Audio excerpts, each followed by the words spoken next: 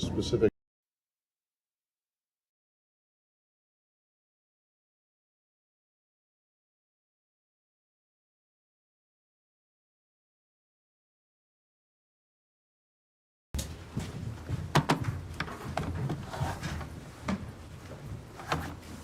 Good afternoon, everyone, and welcome back. Start with some opening comments. Early Sunday morning in Israel, the parents of Hirsch Goldberg Polin received the devastating news that they would never see their son again after he was murdered by Hamas. Like John Polin and Rachel Goldberg Polin, the families of 5 other hostages also found out on Sunday that they too had lost their loved ones forever. We grieve for all of them, and we demand justice for all of them. As Secretary Blinken said this weekend, Hirsch Goldberg Polin is an American hero. The Secretary got to know Hirsch's parents over the past 11 months, and like so many Americans who met them or who saw them in one of their many television appearances advocating for the release of their son, he heard from them time and time again what a special human being Hirsch was.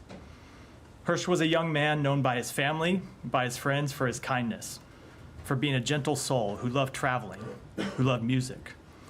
And of course, he was attending a music festival on October 7th when it was attacked by Hamas, and he witnessed the murder of so many citizens, not just of Israel, but of countries around the world. The world also knows about the courage that Hirsch demonstrated that day, how he took refuge in a shelter with others who were attending the festival. And when Hamas threw grenades into that shelter, he picked up grenade after grenade and threw them back out until eventually one of them blew one of his arms off. Hirsch continued to demonstrate that same courage for the 330 days he spent in Hamas captivity. Tragically, any deal to bring home the hostages will come too late for him. But there are dozens of hostages still remaining in Gaza, still waiting for a deal that will bring them home. It is time to finalize that deal. The people of Israel cannot afford to wait any longer. The Palestinian people, who are also suffering the terrible effects of this war, cannot afford to wait any longer.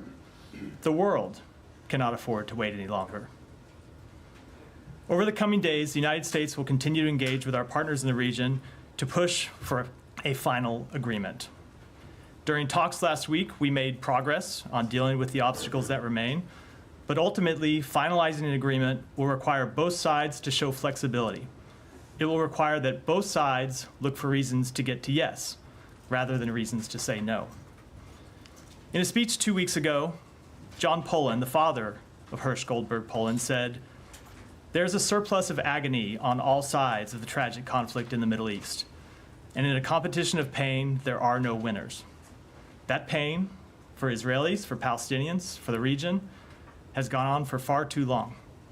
It's time to reach a ceasefire that brings the hostages home, that alleviates the suffering of the Palestinian people, and that ultimately brings an end to this war, and that's exactly what we will continue to push to reach."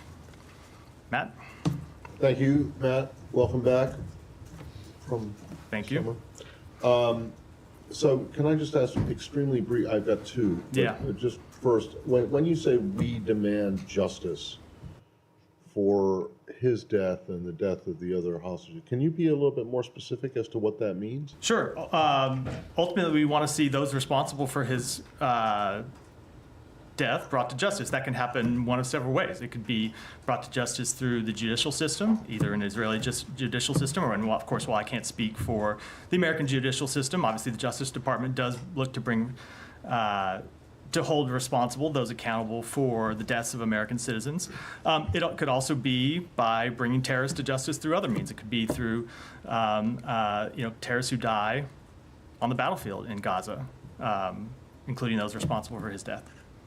Including though, but not specifically those responsible for his death. Because do you have any hope of finding out who actually was, the individual? I don't know if individuals who were actually responsible for them. I do not know whether we will find out. Yes, I do not know whether we'll find out exactly which individuals were responsible. But ultimately, we hold the Hamas leadership responsible for the death of Hirsch, the death of the other hostages, as we hold them responsible for the deaths on October 7th, as well as, of course, the individual Hamas members who would have been responsible for this particular murder. But not the Palestinian people? No, not no, of Palestinian course not. civilians? Of course not. Okay, because they are bearing the brunt of what's going on right now, but in your mind, at least, that is not justice. Of course not. Absolutely for not. hostages who were killed. Yeah. Okay. Now, on the talks that you mentioned, can you be, I know that you won't get into the specifics of the talks, but can you be as detailed as possible about where these talks are, who is involved in them? Is there a State Department component, or have you guys basically just ceded this to the CIA and NSC? So the talks have been held at a number of different levels in a number of different forums. Bill Burns has been the leader in a number of the negotiations. As you know, they've been conducted through intelligence channels. So Bill Burns has been conducting these negotiations with his partners in the Egyptian intelligence service, in the Israeli intelligence service, and of course in the Qatari as well. Secretary has participated in negotiations around them at times, and of course has also participated in trying to bring political will to the negotiations at time in his travels in the region. And of course, our colleagues at the White House have done so as well. It has been a whole of government approach. In terms of where they are, and you're right, I'm not going to get into the negotiations, but as I said in my opening statement, we did have constructive talks last week in the region to try and reach agreement on the final gaps. I think, as you heard the Secretary say when he was in the region several weeks ago, Israel had agreed to the bridging proposal, but that's not the end of the road. There are a number of important implementing details that require agreement to implement that bridging proposal, and that's what we're trying to get agreement on now. But at this point, on September 3rd at 1:30 in the afternoon, 1:31 Eastern time in the afternoon, are there talks going on, and where are those talks happening? I don't believe there are any talks going on today, none that I can speak to on behalf of the State Department, maybe others in the government can speak to, but even when the parties are not in the same room talking back and forth, there's still work that's ongoing. Oftentimes what happens, is you've covered negotiations for years, people get in a room and negotiate and then go back to their countries and work on hammering out specifics. And who from the State Department is involved? The Secretary has been involved. No. In the actual nuts and bolts discussions on the ground. Who is Secretary has been involved. Members of the NEA have been, the Near East Affairs Bureau have been involved, and members. I'm not going to get into details. And representatives from our embassies, I should say, in Doha, in Cairo, and in Jerusalem, have all been involved at various stages.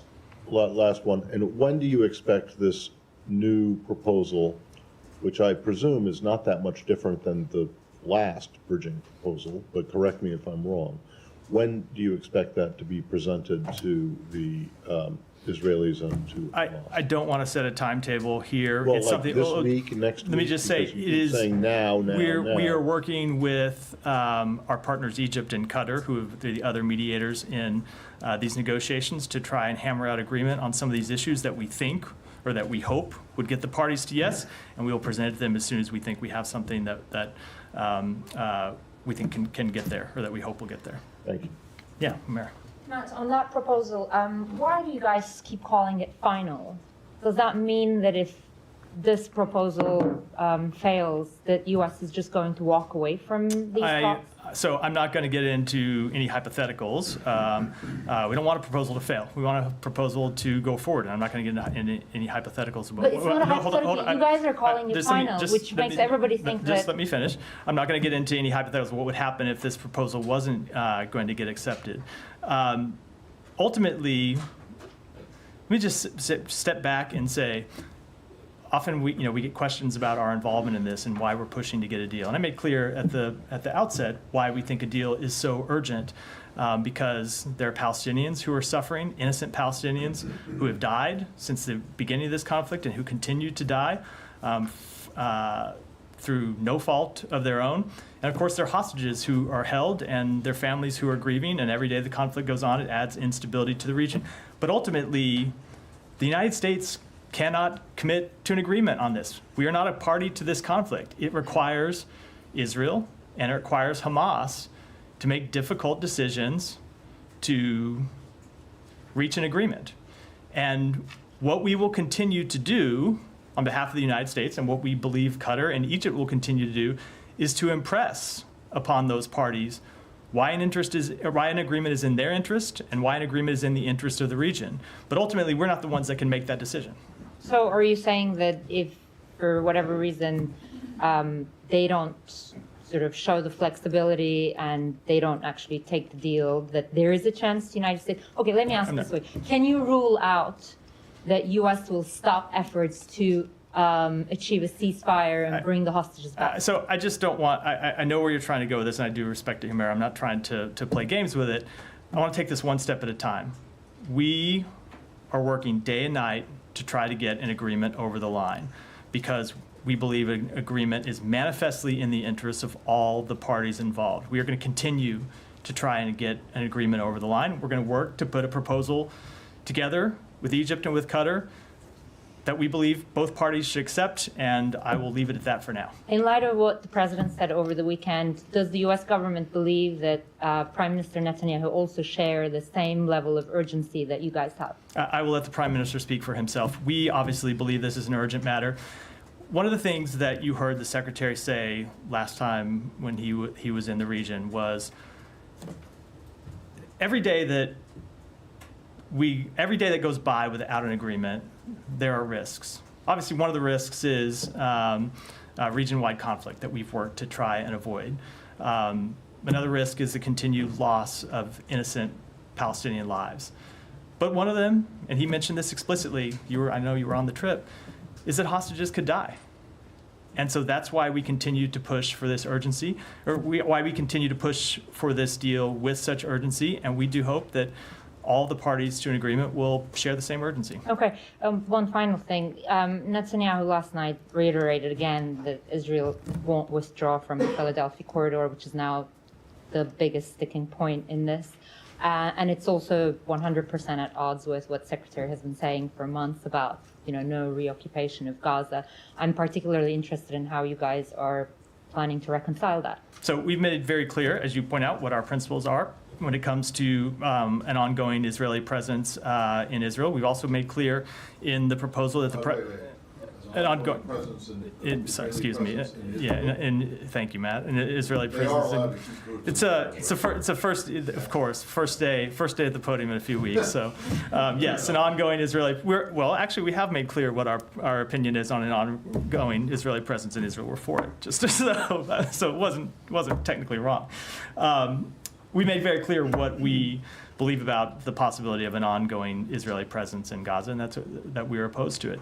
I will also say that in the bridging proposal that we put forward that the government of Israel agreed to, it did include the removal of the IDF from densely populated areas. That includes the Philadelphia corridor. Now, as I said, there are a number of details that require further negotiation to conclude how the parties will live up to their commitments under the agreement. I'm not going to negotiate in those public, but that's what we continue to discuss with the parties. Yeah. Can I just clarify one thing, Matt? When earlier today the White House denied that it was using the word final to describe any sort of proposal forthcoming from the United States, are you taking issue with that word, or are you characterizing? It was not my word; it's Humera's word, and I'm usually reluctant to take issue with Humera. Well, it was very smart. I'm aware. It was certainly not a term I used. Put it that way. Okay, so you wouldn't characterize whatever is forthcoming as a final or take it or leave it? I said we're going to take this one day at a time, or one step at a time. Okay. On the hang-ups, it's been well reported that virtually the entire Israeli national security establishment disagrees with the Prime Minister that maintaining a presence in the Philadelphia corridor is necessary in order to forestall a resurgence of Hamas fighters. What is the U.S. position on that? Does the U.S. believe that a military presence permanent is necessary to forestall that, or does it agree with the defense minister and others in the national security space? So let me say a few things which I think you'll probably find unsatisfying. Number one is that maybe I'll be wrong. Number one, we absolutely believe that it is in the interest of Israel, and it's in the interest of Palestinians in Gaza as well, that Hamas not be able to smuggle arms in across the Philadelphia corridor. That is absolutely in the interest of both parties.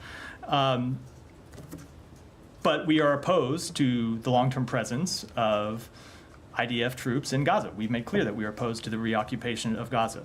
That said, when it comes to the actual details, I'm not going to get into them here. I think you can understand, because this remains the subject of negotiation, how we would get from the proposal that the president put on the table, that the president made public, and through the final stages that we hope that we are in now. It just wouldn't be appropriate for me to discuss those details publicly. I don't mean it as a political question. I just mean it empirically. Like, do you believe the job can be done in the way that the national security establishment in Israel does? I fully understand the question. I just don't think it's important. It is wise or helpful for me to get into those details publicly now. Okay, to follow up on Matt's line of questioning about Hamas leaders being brought to justice, I mean, the president said that Hamas leaders will pay for their crimes.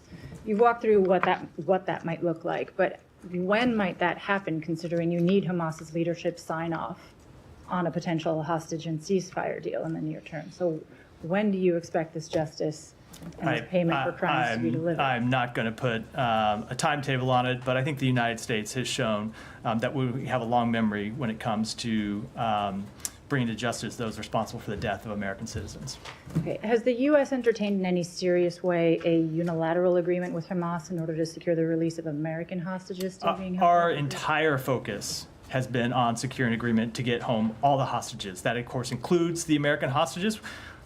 Our first priority is always the safety and security of American citizens overseas. That's true when it comes to these hostage negotiations as well. And we are focused on a deal that would bring them home along with all the other American hostages. So there's no consideration being given to a sort of unilateral? We are working on a deal to get all of them home. Okay, I have one more question on the UK's decision to suspend some arms shipments Go ahead. to Israel. Has that? You can have 8 questions. I'm sorry. We've all been gone for a while. We haven't fair. been briefing a while. Has that informed, changed the U.S.'s position on whether international humanitarian rights have been violated in Israel? Is the U.S. rethinking any of its arms exports? No, this is a decision that the United Kingdom made based on its assessment under its own laws. We have our assessments that are ongoing when it comes to looking at possible violations of international humanitarian law, and those continue to be ongoing. Okay, the last we heard of those publicly was in April with the National Security Memorandum. There's been no update since April about the U.S.'s visibility into use of U.S. weapons? No, there continue to be a number of cases that are under review. As you know, it's an ongoing conflict. Oftentimes, when it comes to looking at specific cases, there are differing accounts that we have to sift through to try to gather information about actually what happened. There are, as I said, a number of incidents that are under review, and those remain under review. I don't have any update on them. Thank you. Sean? Maybe I'll go on another line of question. When it comes to the UK decision, has the US had discussions with the UK before they came to this decision? What was the US standpoint? We did. They notified us of the decision, and that was basically the extent of the conversation. How does the US feel about it? Is it? The United Kingdom's a sovereign country. It's a decision for them to make ultimately. I mean, obviously, in Israel, they've criticized this. I mean, how do you see this as part of the international pressure in some sort? A message to the Israelis? I don't. I take the foreign minister, someone with whom the secretary has a long relationship, has worked with very closely, at his word. He said this was a legal decision. They had a legal framework that they needed to apply. They applied that legal framework, and it led them to this decision. And it's of course appropriate for them to make their own legal judgments based on their system and their laws. But again, I mean, does this indicate that there could be? You say it's their own independent decision, but could they be onto something? I mean, is this something that could inform potentially how the U.S. would think in the future? No, I think you have to remember that these are different countries with different laws, different systems, and so same situation. Same situation, but you apply the facts based on your own legal systems. They came to this conclusion. We have reviews that are ongoing, and I don't want to prejudge what those reviews will conclude, but we are looking at a number of possible violations of international humanitarian law, and we'll make our own assessments based on our own review of the facts and our own judgments on our law as well as international humanitarian law. Let me just go back to one other thing that you mentioned. You said a couple of times flexibility is necessary in reaching this. Prime Minister Netanyahu, his remarks, I mean, beyond just the issue of the Philadelphia corridor, but he repeatedly said we're not going to, it's not the time for concessions after what happened, after what Hamas did. I mean, do you think there's flexibility, that there's a willingness to flexibility on both sides? I mean, how did you interpret the Prime Minister? I don't want to get into negotiating in public. We are not calling for Israel in any way, and we have never, throughout these negotiations, called on Israel in any way to compromise its security. We stand by Israel's security. We stand by Israel's right to defend itself. Our commitment to that security is sacrosanct. And we also believe that one of the important steps Israel can take to protect its national security is securing the release of its own citizens, and of course securing the release of American citizens and securing the release of citizens of other countries. And so we're going to continue to push them to get to yes in this agreement, as we know Egypt and Qatar are pushing Hamas to get to yes. Just a final point, but you say not, of course, the U.S. doesn't believe it's compromising Israel's security, but could there be an issue that they might need to compromise sometimes in the logistics of this, whether it's the Philadelphia corridor and other things? Look, anytime when you're in this kind of negotiation, both sides are going to have to make compromises, right? Israel has already made a number of compromises when it comes to getting to where we are now. When you look at where we started at the beginning of these negotiations, they've compromised on a number of issues, as a party always has to do.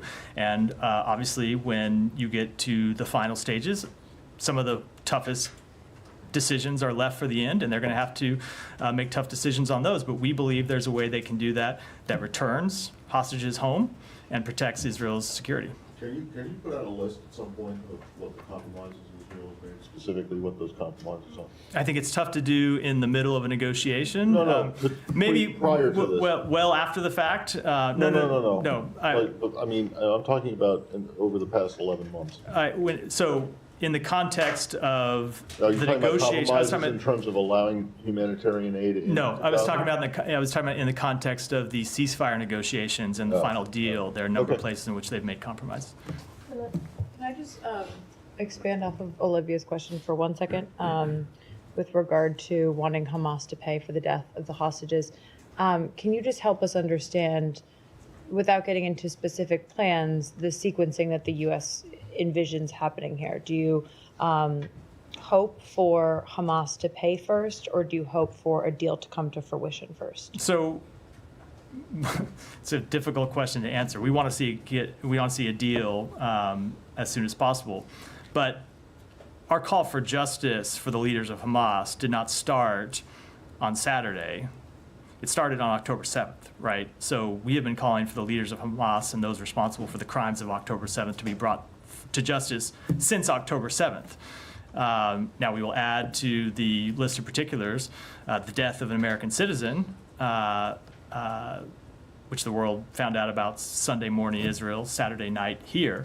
But we have been calling for Hamas leaders and anyone responsible for acts of terrorism to be brought to justice since October 7th, and of course, in other cases, well before October 7th. So essentially, you're pursuing both of those goals, and whichever one comes to fruition first is the one you'll go with?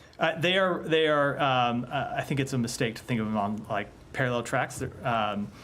We have long called for Hamas to be brought to justice. That continues to be an overwhelming priority of the United States. I think it should be an overwhelming priority of the world to see Hamas brought to justice. But the U.S. hasn't put boots on the ground in Gaza to go after any of those leaders. Let me say it this way. Look, if the leadership of Hamas was not in place, you'd have an easier time getting to a ceasefire, I think, if Hamas was not in place at Gaza at all. That's not the reality we face, so we have to face this reality where we, at the same time, we want to bring the leaders of Hamas to justice. We are also trying to pursue a ceasefire because they're the ones, of course, who are the terrorist organization in Gaza that continues to hold American citizens and others hostages. So after this weekend, though, it is striking that you guys have repeatedly, talked about bringing Hamas to justice and making Hamas pay in recent days.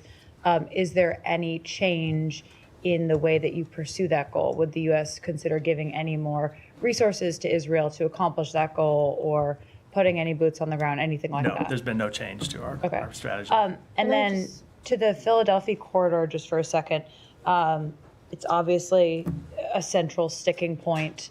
Does it have to be part of the next proposal? Has Hamas been very clear that without an agreement on the presence in the Philadelphia corridor, nothing can go ahead, or could you guys consider leaving that out of something? I'm just not going to get into that level of detail from the podium. Okay, final question for me.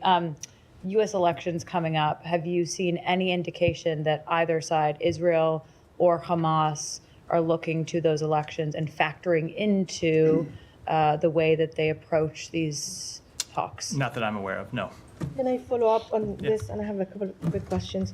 When Israel called for justice against Hamas leaders, they actually assassinated Ismail Haniyeh. So when you're calling for justice against Hamas leaders, you're not calling for assassination of of the leaders, because that's against U.S. policy. Just want to clarify that. Correct. But I will say U.S. policy, when it comes to U.S. policy, we have long made clear that our first priority when it comes to terrorists is to see terrorists apprehended and brought to the United States to stand trial for their crimes. There are times when the U.S. cannot apprehend a terrorist because where they are on a battlefield, we don't have troops there, we don't have the ability to apprehend them. And so we do pursue other means to bring a terrorist to justice. That's true for Israel. It's true for other countries as well. Okay. Well, I guess that's the same with Bin Laden. That's probably what you're referring Correct. to. Okay. And many others over the years. Okay. The secretary has been to the region 9 times. Can you tell us what went wrong in his understanding or in the party's understanding of why this agreement could not be reached? Till we're talking now on whether we're using the word final or not. What happened? So I don't think there's anything that happened. As the secretary said when he was there, Israel had agreed to the bridging proposal. We still need Hamas to agree to the bridging proposal. But as I said, I think in response to Humera's question, maybe it was Matt's, the bridging proposal wasn't the end of the road. As he made clear when he was there were a number of implementing details that we needed to reach agreement on to ensure that the parties would adhere to their commitments under the bridging proposal. And we continue to work to get agreement on all those and ultimately to put a proposal forward that we hope can bring the parties to agreement. Hamas spokesman said that they've been given instruction that if an Israeli military operation is conducted to release hostages, they've been given instruction. So I assume is to kill them. So this is as a result of the operation that the Israeli did in June that resulted in the release of 3 hostages and the killing of 200 Palestinians. Do you believe, the administration believe, that hostages can be released in any other way but negotiation? Sure, hostages can be rescued. Israel has rescued hostages in the same way the United States has rescued hostages, not in Gaza, but other places around the world, and other hostages have been rescued. So it's not to rule out the possibility of hostage rescues. They can take place. But we have always been clear that it would not be possible to rescue all of the hostages, both because of Hamas's depravity and because just the sheer task of trying to find those hostages and successfully rescue them would prove something that would be too much for Israel, for any country. So we have always been clear that the path to bringing those hostages home and reuniting them with their families was at the negotiating table, not just by rescuing them. I also can't let the moment to pass just to comment on that reported order from Hamas. Sometimes we talk about the negotiations between Israel and Hamas and talk about them as two, and people think about them as 2 equal parties. They obviously are the 2 parties to these negotiations, but I think when you see an order like that, it shows just what a depraved group we are dealing with in Hamas when they make clear that they will execute innocent human beings rather than let them be rescued. People who, in many cases, aren't even citizens of Israel. Recall that there are citizens of other countries who continue to be held, countries with whom Hamas supposedly has no complaint, and Hamas's position is that it will execute those hostages rather than let them be released. I think that shows what a depraved organization Hamas actually is. One last final question. Yesterday, Netanyahu showed a map when he talked about the Philadelphia corridor. It has no West Bank, it has nothing on it. Is this kind of normal that he shows a map with just Israel on it? There's no Palestinian existence? I'm not going to comment on the... I'm just saying, is that normal for you? So I'm not going to comment on the Prime Minister's press conference. We have been quite clear about our position when it comes to Gaza, when it comes to the West Bank, when it comes ultimately to a 2-state solution. Yeah. Thank you. BBC News. Welcome. Thank you. Just to go back to the UK's decision to limit arms sales to Israel, Prime Minister Netanyahu says that it will embolden Hamas. I wondered what the US's position on that was. And also, if you could just give a little bit more insight into why the US disagrees with the UK's position. So it's not that we disagree with the UK position, it's that the UK makes an assessment based on their legal framework, as is appropriate for them to do. We make an assessment based on our own legal frameworks and looking at, in many cases, the same facts. But we have processes that are still ongoing and incidents that still remain under review. When it comes to assessing the decision, again, I'm not going to comment on what the Prime Minister says. Both of these countries are allies of the United States. The United Kingdom is an ally of the United States, and we respect the work that they do. Sorry, just to be clear, you said that not that we would disagree with UK's assessment. Did I hear that right? So you don't disagree with UK? My point is they're making an assessment under their law. What I mean is the decision that they made under their law Okay. to suspend arms. That is a decision for them to make based on their assessment Okay. of UK law. I'm not discussing, And- hold on, I'm not discussing the underlying determinations. We have our own reviews that are going. They have to make legal determinations. That's the determination that they made today. We can't speak to that. We can't make an assessment of that. It's a matter that involves UK law, and it's appropriate for them to do, not us. Do you agree with their underlying determination? And like the wording, I can read here. Where is it? That it says I can't find it anywhere. It talks about a risk. So that determination is subject or is pertains to a standard under UK law, and the United States is not going to make an assessment under a UK standard. It's not appropriate for us to do so. In the same way, we wouldn't expect the UK to apply a US standard in making their determinations. They have made their determination based on UK law. We will make our determinations based on US law. You're trying to, I think, distinguish this, saying like this is our law, this is their law, but effectively the battlefield that you're looking at is the same battlefield, and we're all trying to get at that. We're just trying to wrap our heads around how two countries with pretty similar values, by the way, are looking at the same battlefield and coming with very different conclusions. We are looking at the same battlefield. Have not reached conclusions. I think, number one, it is important to say. We have reviews that are ongoing, and we haven't made any final determinations or any final conclusions yet. Number two, there is a standard in the UK law. I will butcher it if I try to speak to that standard, but there's a standard that relates to the risk, I think it is. But there's a standard in the US. I know, and it is a different standard, and so they make their determinations based on the standard that is written in UK law. We will make our determinations based on the standard based in US law, which I don't think is that hard to understand. No, it's You would not. not expect the United States to apply the law of any other country. I'm not, that's not what anyone's suggesting, but you have conventional arms policy. The wording there is like, it says the policy aims preventing arms transfers that risk facilitating or otherwise contributing. And then in the memorandum of White And there's House. a further definition of what risk is and how you define risk. It talks about risk. like more likely than not. Correct. So that language is very much there. Correct. And if you're not disagreeing with their underlying assessment, That's not then what I was speaking to. I was speaking to their legal assessment of UK law, not the underlying assessment on whether violations of international humanitarian law have been committed. We are making our own assessments on that underlying question, and we'll do it. So it's two things here, right? There's a question of whether violations of international humanitarian law have been committed, and then there's a question of whether you suspend arms sales if you find that violation.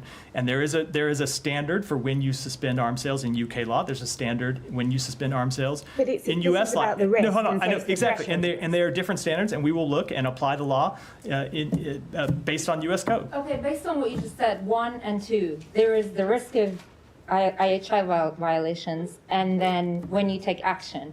Let's talk about the first one. Does the U.S. see the same risk? We have said, so I can't speak to the level of risk. No, that no, hold we're on. not talking about You UK, said, we're hold on, talking about just let me answer. When you say the same, I assume you mean of the UK. I can't speak to the level of risk that the UK sees. What I can say is when we released the National Security Memorandum Assessment, we said that it's reasonable to assess that there have been violations of international humanitarian law committed. We agree with that. What we are doing is going and looking at specific incidents to make specific judgments on those specific incidents, find if they have been remediated, if there were violations of international humanitarian law in specific incidents, what are the actions that Israel took, if any, and you have to answer those two questions before you can make those determinations under United States law. That's what we're doing. Well, can you give us a timeline when those assessments will be concluded? We will get them Because completed. we've all been asking We about will these get them for months. completed as soon as possible. Sorry, I don't know why I'm apologizing. You're the one that interrupted. Just to follow up, was there a discussion between the US and the UK, or when did the UK inform you? They did notify us of the decision in advance. I'm not going to get into the exact timing, but they did notify us of the decision. Yeah, Jan. Thank you, Matt. Two questions on Russia and North Korea. The Russian Deputy Foreign Minister announced the revision to the nuclear doctrine that includes principles for the possible use of nuclear weapons. How would you react to this? Let me take that question and get your response. A second one, North Korean Kim Jong-un said he would fully support Russia's war in Ukraine. What impact do you think this will have on Ukraine armed North Korea? So we've already seen the impact for Ukraine of North Korea supporting that war when it comes to transferring weapons that have shown up on the battlefield, and we will continue to take action to hold Russia accountable for its actions in Ukraine and to hold North Korea accountable for its support for that war. Yeah. Thank you, Matt. If I may change subject to Georgia, I Please. know you discussed the foreign agent law of Georgia. Monday is a deadline for organizations to register under Georgia's foreign agents law, which is often referred to as a Russian law by the public. Do you have any update on that, including U.S. travel bans to certain Georgian officials? So the Georgia government continues to move in a deeply troubling direction, one that moves the country further away from its Euro-Atlantic trajectory, which the Georgian people we know overwhelmingly desire. We are concerned about the enforcement of this legislation for those entities that did not voluntarily register, including critical civic organizations and independent media. As part of our comprehensive review of bilateral cooperation between the United States and Georgia that the Secretary announced, as you know, we have implemented visa restrictions on dozens of Georgian individuals and their family members, including members of the Georgian Dream Party, members of parliament, law enforcement, and private citizens. And we have paused $95 million in assistance that directly benefited the government of Georgia. In response to that second part of your question, that review remains ongoing. I would not rule out further actions.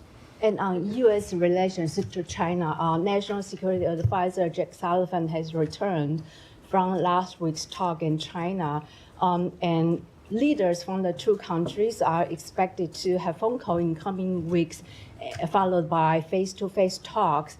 Can you talk about the top items on State Department's agenda regarding the U.S.-China relationship, and then can you give us an idea of high-level communications between the two countries, officials from the two countries, look like in September? Yeah, so in terms of issues that will make progress on, there's one overarching issue, and that is ensuring that the relationship between the United States and China, which is probably the most consequential relationship in the world, does not veer from competition into conflict. And that's why the diplomacy that we have been conducting under the President's leadership has been so critical to making sure that where there are areas of differences, we openly discuss those differences and make sure we at least understand where the other one's coming from, even if we can't reach agreement. But then there are other areas in which we hope to make progress, and those are the areas in which the President Biden and President Xi agreed to work together at Woodside in November. So cooperation on counter-narcotics, on sustaining military communications, on talks on AI risk and safety, and strengthening people-to-people exchanges. We look to continue to make progress with China on all of those issues. Related? Yeah. Thanks, Matt. Given what you just said about U.S.-China relations, over the weekend, the Pacific Island Forum removed a version of its communique that referred to Taiwan as a developing partner, which was based on a 1992 agreement allowing Taiwan to play a role in that entity leaders meeting. Now, under pressure from China, that line, reference to Taiwan as a developing partner, was removed from their communique, and a new one has been reposted. I was wondering if the State Department has any, if you have any comments on that. So I won't speak to the decision, to that decision, but of course, our One China policy has not changed. Are you aware if National Security Advisor Jake Sullivan brought this up in his meeting with last week? So as always, I will let the White House speak to meetings that the National Security Advisor had. Alex. Thank you. Going back to Ukraine, White House shared some reaction to today's Poltava strike, which is, one of a number of strikes throughout the past week. Yesterday, the president told us that he has been clear about the boundaries of U.S. support to Ukraine, what we can do, what we cannot do. Can you please speak to why you can't do what you can't do? So first of all, let me speak to what we have done, Alex, because I think sometimes people get lose that in the debate when it comes to the particular question that is being presented to us at one time. That is the United States that has supported Ukraine from the beginning of this war, that has marshaled an international coalition to supply weapons and ammunition to Russia to repel Russian forces on the battlefield and to hold Russia accountable, and in the same way that we have marshaled an international coalition to impose sanctions and export controls and other measures on Russia. Now, we have adapted our policy over time based on changes in the battlefield.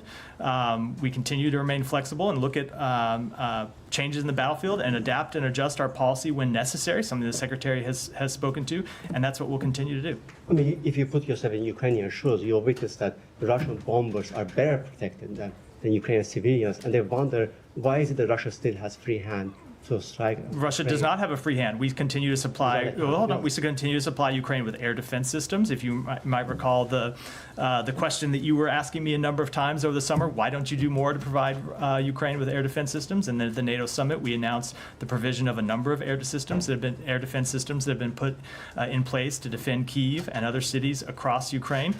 We continue to supply Ukraine with other equipment that it can use to push back on Russian military assaults, and that'll continue to be our policy.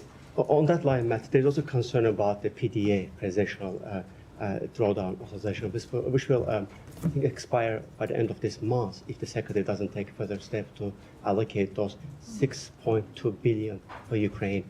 Is the department considering any way to? I'm not going to preview any actions before we take them, but I think one thing that you have consistently seen from this administration is a steady provisioning of lethal equipment to Ukraine throughout this war, and that will continue. But last year you did that 1.75 billion. And as I said, I'm not going to. I'm not going to speak to any decision. If you look at the totality of our assistance, the billions of dollars that we have provided in security assistance, including in the time period which you discussed, I think it's pretty hard to question our commitment, Alex. One more from me, if I may. On Mongolia's failing to execute the ICC arrest warrant for Putin, what does it tell about the international rule of order and international criminal justice system? So a few things. Number one, as we've said, we don't believe any country should give Putin a platform to promote his war of aggression against Ukraine. We do expect Mongolia to adhere to its commitment and its support for the principles of the UN Charter, including sovereignty and territorial integrity, and convey that those principles must be upheld around the world. We understand the position that Mongolia is in, sandwiched between two much larger neighbors, but we do think it's important that they continue to support the rule of law around the world. Yeah. Oh, yeah, Sean. I mean, were you disappointed they haven't arrested him?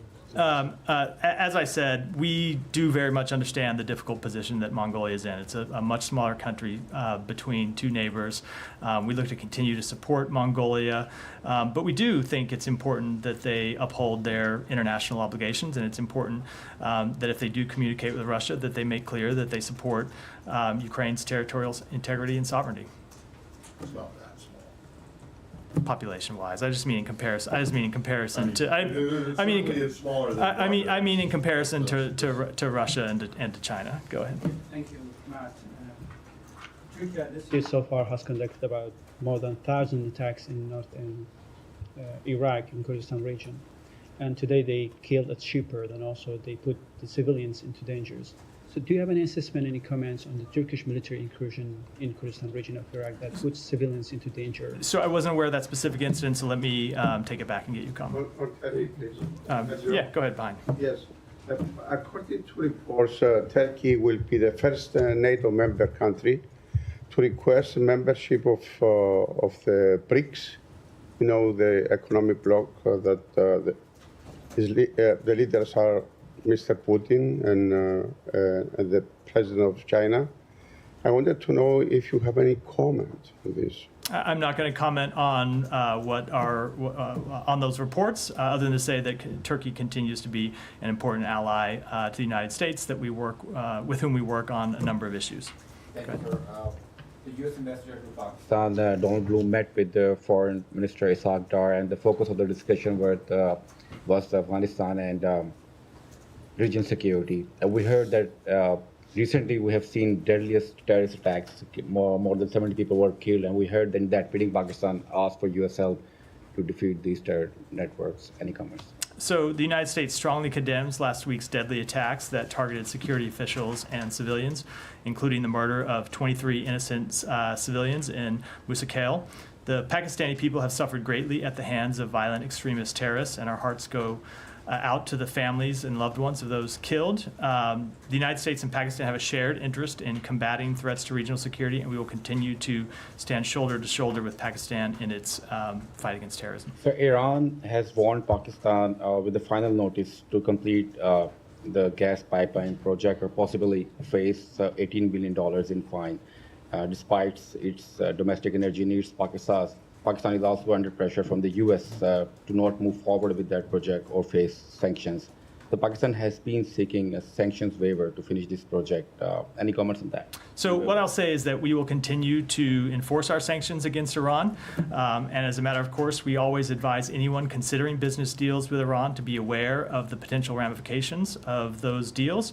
At the same time, helping Pakistan address its energy shortage is a priority for the United States, and we continue to discuss energy security with the government of Pakistan. Yeah. Also on Iran, UN experts are expressing alarm about a sharp rise in executions in Iran. The month of August saw twice as many executions of individuals as occurred in July. Is the U.S. concerned about this trend? Do you have any further comment? We do remain concerned about the number of executions in Iran, and most importantly, how those executions are carried out. And that's the end of a judicial process that can in no way be described as providing fair trials. It can no way be described as independent. It's one of a number of violations of human rights that we see Iran continue to take, and it's why we continue to enforce our sanctions to hold Iran accountable for those actions. Yeah. Can I switch topics to Venezuela? I know that Kirby had some reaction earlier on the arrest warrant for the presidential candidate for Urrutia. I wanted to ask you about that, but I also wanted to ask you about the seizure of President Maduro's airplane in the Dominican Republic. I'm sure that's a Department of Justice issue, but how do you see that in the current context of what's happening in Venezuela? Do you see this as an aspect of pressure at all? How do you expect Maduro to respond to this? And what are you looking for? Yeah. So first, with respect to the first question, so we do condemn the arrest warrant for Edmundo Gonzalez for allegedly inciting violence. And I would note that it's not just the United States that's condemning this arrest warrant. It's countries in the region: Argentina, Costa Rica, Guatemala, Paraguay, Peru, the Dominican Republic, and Uruguay, who have all condemned this unjustified arrest warrant. The arbitrary and politically motivated action demonstrates the extraordinary lengths to which Nicolas Maduro will go to try and maintain power following his attempt to steal the July 28th presidential election. And when it comes to the seizure of the plane, so what I would say is that the United States enforces its sanctions, and we're always going to enforce our sanctions. And so I would look at this less related to the election itself and more about the consequences that Maduro needs to continue to feel for his illegitimate and repressive anti-democratic actions. So those are actions for which he has been sanctioned. I'm not talking about with respect to the election, that we have sanctioned him over the years. So we have imposed sanctions on Maduro and his regime for their anti-democratic actions. Those long predate his most recent anti-democratic action, and we will continue to enforce those sanctions. I know one of the lines that the State Department, the Treasury Department always have: the sanctions need not be permanent. I mean, in this case, what if he wants his plane back? I mean, what?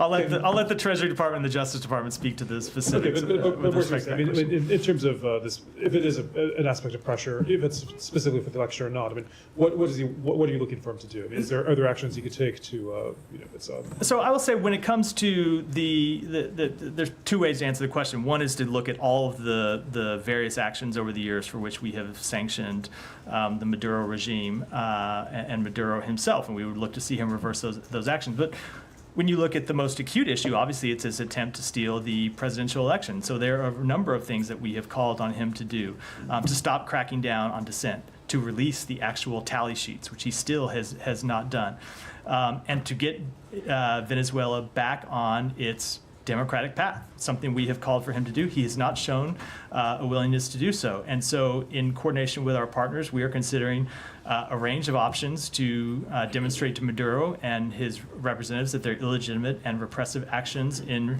Venezuela have consequences.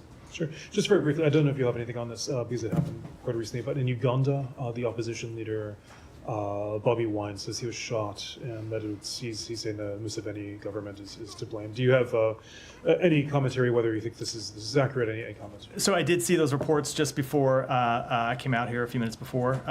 We are concerned that violence against opposition voices means the democratic space continues to shrink in Uganda. Respect for freedom of peaceful assembly and allowing political parties to operate freely are fundamental values of democratic societies. There is no place for harassment of opposition voices. The harassment of opposition voices and continued human rights abuses damage prospects for Ugandan progress and its partnership with the international community. And with that, we'll wrap for today, everyone. All right, sorry, everyone. Went a little long today. Thanks.